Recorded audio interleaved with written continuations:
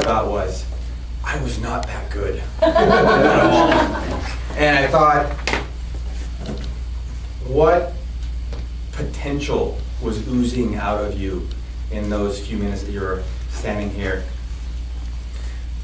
I think when you do a speech, an icebreaker speech or any other kind of speech, for the most part, you're doing it to communicate something to someone else, the audience. And your ability to connect with the audience was phenomenal. I think everyone in the room was completely honed in on what you were saying. Sometimes if they couldn't perfectly understand what you were saying, because of the French accent, that's beautiful by the way, they were still really in tune and really wanted to hear what you said next. And by the way, there was very few words in which I wasn't exactly sure what you were saying, because I think you organized your speech in such a way that it was very methodical. It was very easy to understand where you were starting out, where you were going. And you only referred to your notes a couple of times. I remember when I did it, I think I was almost like this. So again, very, very impressed with your ability to not only maintain your composure up here. Nervous? Do you even know what nervous means? I don't think you do. And if you do, you hide it really well. Again, these are things that I found to be really challenging. I think most speakers find to be challenging when they're starting to learn how to speak. And I didn't notice any of those things from you. Besides the words that you actually used to share yourself with us in regard to where you came from and where you're at now, I think the way that you did it was very effective.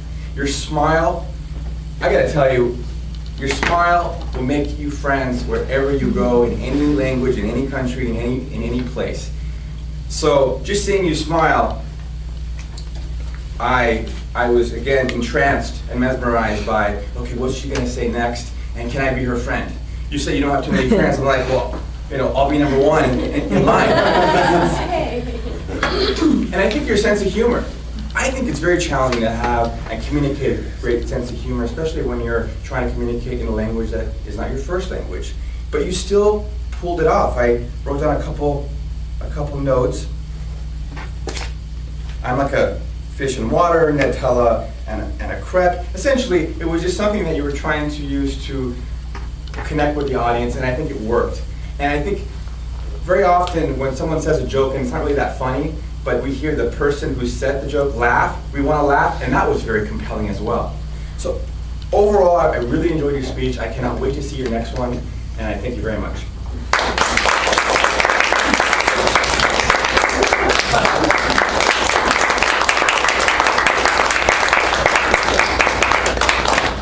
Excellent evaluation. Thank you, Shawn. Reviewing our second speech tonight from Michelle is Larry Stone. Please help me welcome Larry Stone.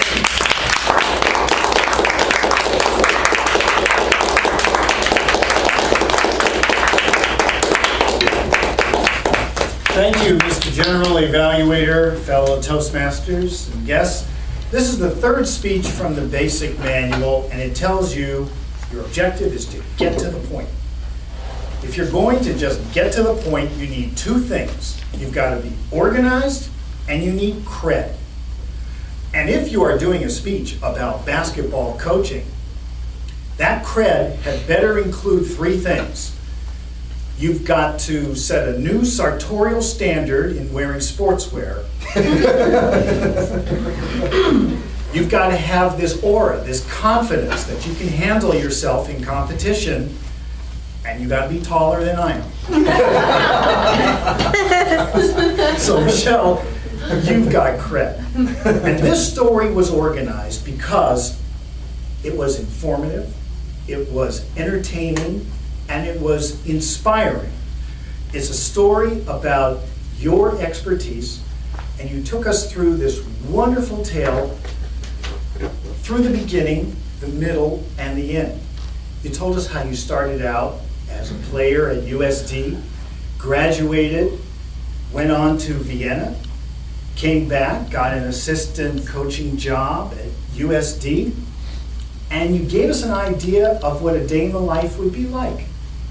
You told us about the players you interacted with, You told us about the coaching styles, the X's and O's, and the subatomic, and you defined it all for us, so we understood what it was about.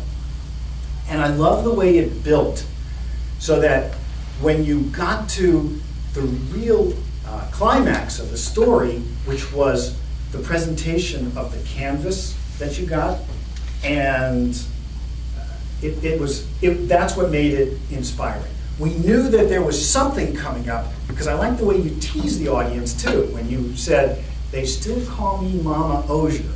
So we knew there was still a connection and that something really good was coming. A couple of things that I would suggest. One is that in speaking, there is no 3-second rule.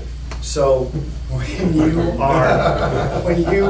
are speaking, it's okay to stand right there in the paint, make a point about something, and then move on, stand your ground, talk to the audience, make the next one.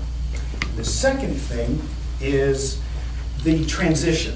Both the beginning and the end of the speech would be a little smoother if you just acknowledge the Toastmaster. Thank you, Mr. Toastmaster. And at the end, when you finish your final point, Mr. Toastmaster to reintroduce the next person who will take the lectern.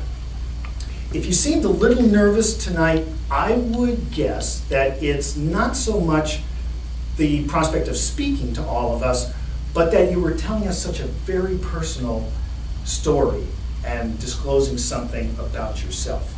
You spoke with sincerity and conviction. You've got cred, and I can't wait to see how you apply it to your next speech. Mr. General Evaluator.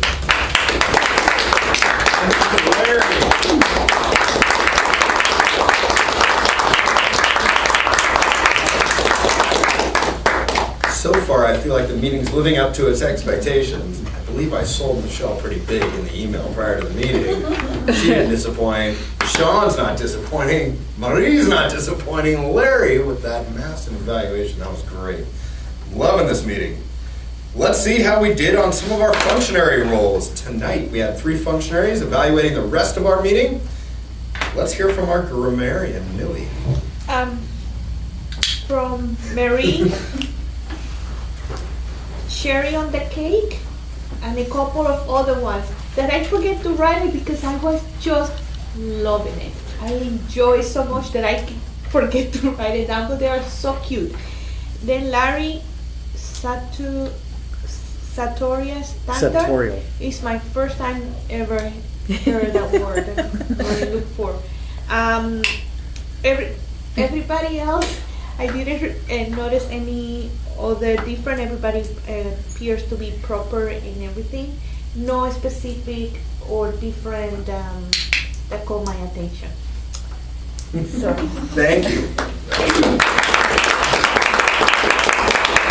Before I move on to the next functionary, I don't know if this made this all the way around the room because the only 2 people that signed up, or 3 people were on that side of the room. So here are some roles. You can sign up for roles next week. I'm going to make sure that gets around. Thank you. Our next functionary for the evening was our awe counter with the clicker. Danielle, how did we do? Well, I believe that we did better towards the end than we started. I really believe that the clicker, it helps us to remember and be more mindful and thoughtful as we speak. Tonight, Steve UO Shambula, 1/4. I don't know, I gave Steve a clicker while I was doing my table topics. He didn't click, but I know that one of my weaknesses is that I use the word and to link sentences into one long sentence. So I know that there are some there. Carl, you had 2 ums. You used so twice at the beginning of sentences and so twice to link sentences. You had a couple of Xerox. You said they're gonna, and once you used okay to start a sentence. Dave, you had 2 ums. Shawn, you had no ums or uhs, but you used and to link sentences 8 times and so twice. Nishta, you were clean. Larry, you were clean. Rebecca, you used and 5 times to link sentences. You had 1 Xerox, please, please. Millie, not bad, 8. 8 ums, but you're still new. You haven't been a member for 4 weeks yet, have you? Okay. Have you? Then you are exempt until you are a member for 4 weeks, and then you owe Shamula. Oh, well, I've been paying. Oh, that's just sweet. Well, you don't have to, but thank you.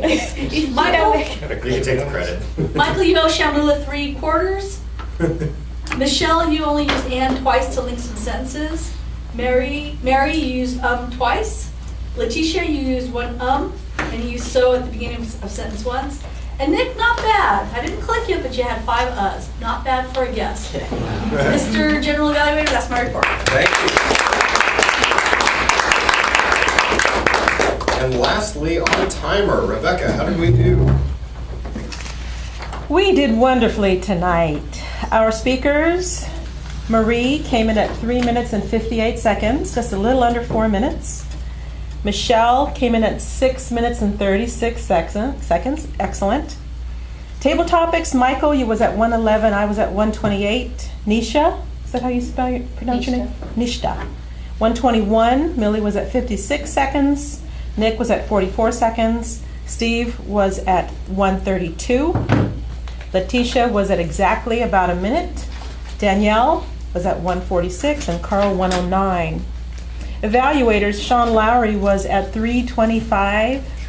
Larry was at 327. Ooh, cutting it close. Functionaries, Millie was at 44 seconds. Danielle was at 148. And I am coming in at just about 1 minute if I take my time with thanking you all very much for tonight. Thank you.